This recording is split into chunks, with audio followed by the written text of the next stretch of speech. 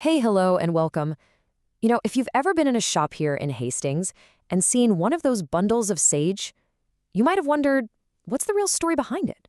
Well, you're in exactly the right place.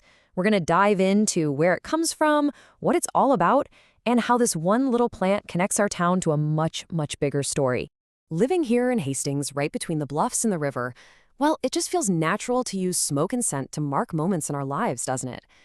Signaling the end of a long, cold winter, celebrating a new chapter, or even just clearing the air in your house. It kind of makes sense.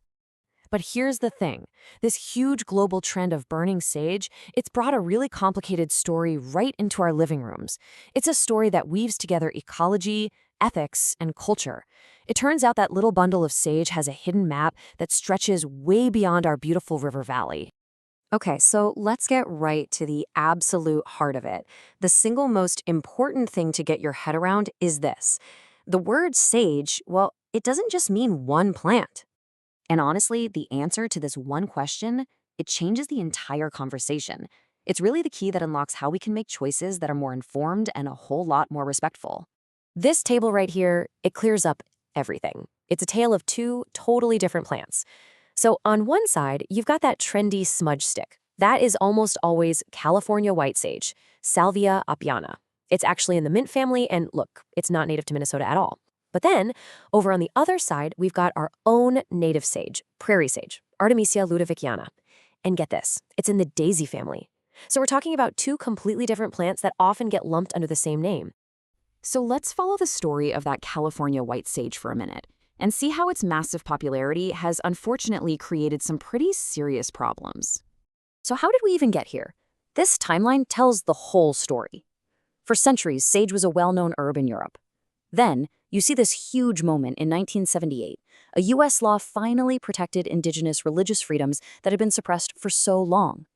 Now, fast forward to the last decade or so, and boom, a global wellness trend creates this incredible demand. And suddenly, we have an ecological crisis on our hands. And the scale of this problem, it's absolutely staggering. We're not talking about a few plants being picked here and there.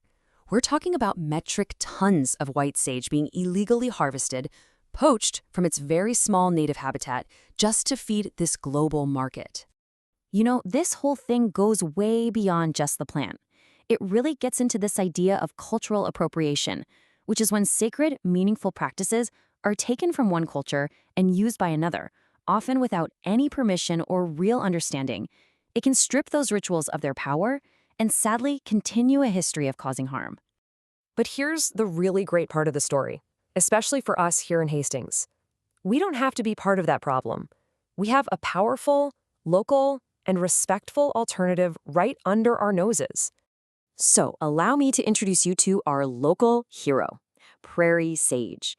This is a plant that's truly a part of our landscape. It belongs right here in Minnesota. And choosing this plant, well, it's a game changer. It means you're aligning what you do with the real history and the real ecology of the land we're standing on. It has deep roots here, used for generations by the Dakota and Ojibwe people of this very region. It totally reframes the whole act from just buying a trendy product to creating a real local connection. Okay, so we've got all this new info. What do we do with it? How can we move forward? Well, let's look at a quick, practical toolkit for making choices that are respectful, safe, and genuinely informed. First up, our words. This is a small shift that makes a huge difference. The word smudging actually refers to very specific community-held indigenous ceremonies. So for a personal practice, using a term like smoke cleansing shows that you respect that cultural specificity. It's a simple, respectful change. And when it comes to safety, look, this stuff is just non-negotiable. Anytime you burn something indoors, there's a fire risk, and it affects your air. So always, always crack a window first, use something fire-safe like a ceramic bowl, keep it short and sweet, and most important of all, make absolutely sure that bundle is completely out when you're done.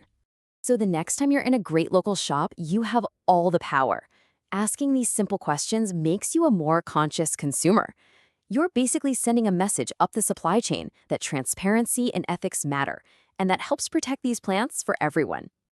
And hey, let's not forget the basic science here. The EPA is super clear that any kind of indoor smoke creates those tiny particles that aren't great for our lungs. So just always put ventilation first, especially if you've got kids, pets, or anyone with asthma at home. And what if you love the intention but could do without the smoke?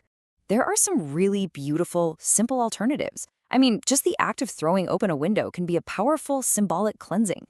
Or using some fresh local herbs for their amazing scent can ground you in the moment just as well.